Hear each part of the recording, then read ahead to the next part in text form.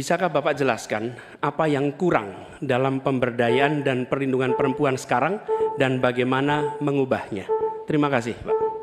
Ya, cukup waktunya. Silakan dijawab Pak Prabowo. Waktu Anda 2 menit untuk menjawab. Dimulai dari Bapak berbicara. Baik, benar sekali ya, kita benar-benar melihat bahwa peranan perempuan sangat penting dalam kehidupan suatu bangsa. Dan karena itu fokus saya adalah tadi ya, membantu gizi makan untuk kaum ibu-ibu yang hamil. Kedua, fokus kepada pendidikan.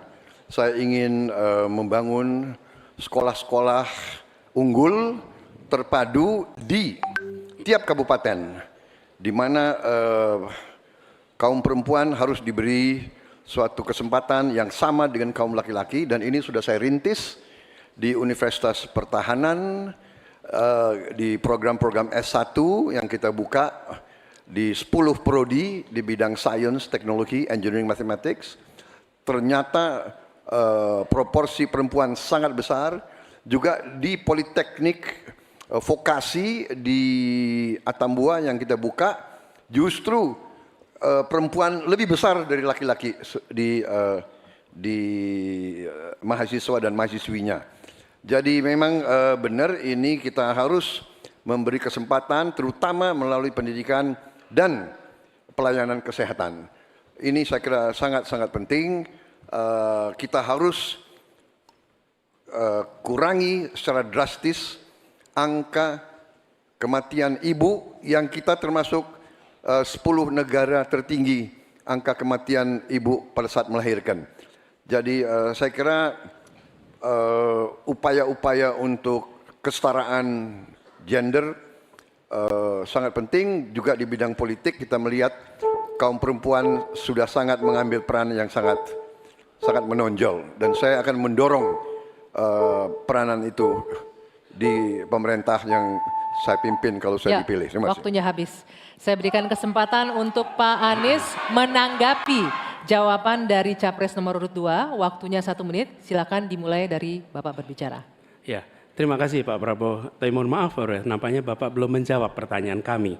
Karena pertanyaan adalah tentang perlindungan perempuan, yang permasalahan apa dan bagaimana mengubahnya. Mohon nanti sesudah ini mungkin bisa dielaborasi soal perlindungannya.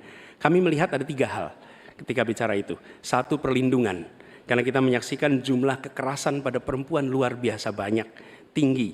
Catatannya ada 3,2 juta kasus selama 8 tahun terakhir ini. Itu yang tercatat, itu yang terlaporkan.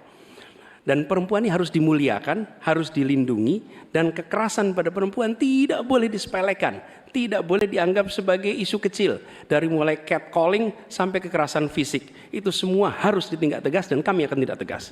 Kemudian yang kedua, kesetaraan.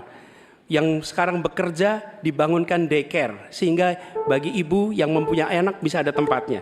Yang ketiga, kesejahteraan. Perempuan harus punya upah yang setara dengan laki-laki. Itu kira-kira Pak. Terima kasih.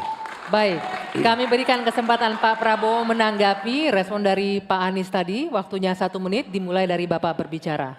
Tadi Pak Anies kurang tegas membicarakan masalah kekerasan terhadap perempuan dan perlindungan. Oh, kita harus tegakkan hukum. Dalam perlindungan masalah-masalah itu kita tegakkan hukum. Dan itu harus kita tegakkan dengan sekeras-kerasnya. Dan itu sudah menurut saya aksiomatis. Tanpa kita berpikir panjang, memang itu kita harus lindungi seluruh rakyat kita, apalagi kaum perempuan dari segala bentuk penindasan, kekerasan, eksploitasi, human trafficking, dan sebagainya. Jadi saya sangat-sangat mendorong penegakan hukum yang sekuat-kuatnya dan bantuan kepada lembaga-lembaga event non pemerintah, NGO-NGO yang bergerak di bidang perlindungan kaum perempuan. Saya sendiri aktif menyelamatkan kaum perempuan yang bekerja di luar negeri dari tindakan-tindakan kekerasan seperti itu.